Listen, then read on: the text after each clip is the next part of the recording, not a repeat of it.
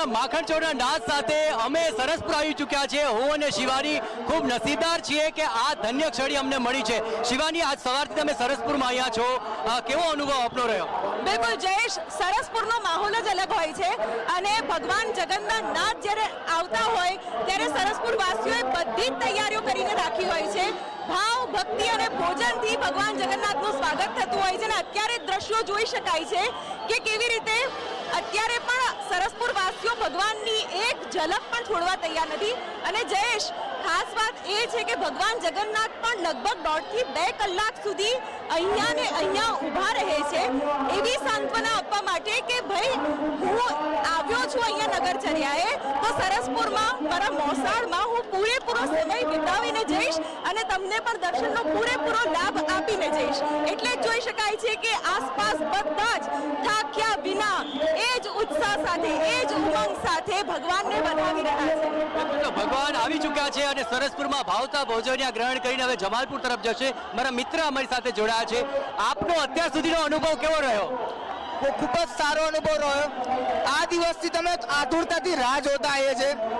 આખું ખલાસી પરિવાર, ખલાસી સમાજ આ રથયાત્રાની ખૂબ જ સારી અને ઉલ્લાસથી આનંદને અમે ઉજવીએ છીએ। તો ખૂબ ધામધૂમથી ઉજવે છે અને આ તમામ પરિસ્થિતિમાં સૌથી મહત્વની બાબત એ હોય છે કે સરસપુરમાં આપ આવો તો અકળેઠઠ ભીડ જોવા મળે, આતિથ્ય ભાવ જોવા મળે, ભાવતા ભોજનિયા જોવા મળે, પ્રભુનો શણગાર જોવા મળે અને હર વર્ષ જોવાતી રાહ જોવા મળે। અને આ જ રાહ સાથે આપ શેરીએ શેરીએ પણ ફર્યા હશો।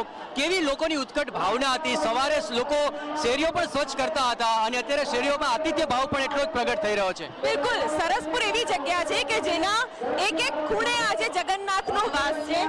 પોળમાં જ્યાં રાંધણ ચડ્યા હોય તો બીજી તરફ પોળમાં બીજા વિધિ વિધાન ચાલતા હોય, ભગવાનના ભોગ બનતા હોય, શ્રદ્ધાળુઓ માટે જમવાનું બનતું હોય, લોકો રસ્તો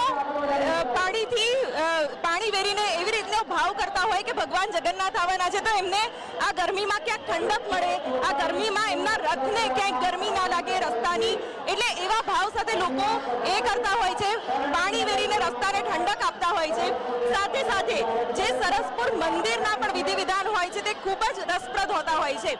મામેરું ત્રણેયને કરવામાં આવે છે, એ પછી બહેન સુભદ્રા હોય, ભાઈ બળભદ્ર હોય કે પછી આપણા જગન્નાથ હોય, તમામને એ જ નાદ નડાવવામાં આવે છે મોસાળમાં અને મોસાળું કરીને જે રીતે એમને વધાવવામાં આવે છે, એમને જે મામેરું અર્પણ કરવામાં આવે છે એ પણ ખૂબ અદ્ભુત એક લાહવો છે। અને અત્યારે જોઈ રહ્યા છો ટ્રક જે છે એ નીકળી રહ્યા છે। તો ચોક્કસ આ એક લાહવો હોય છે રથયાત્રાના દર્શન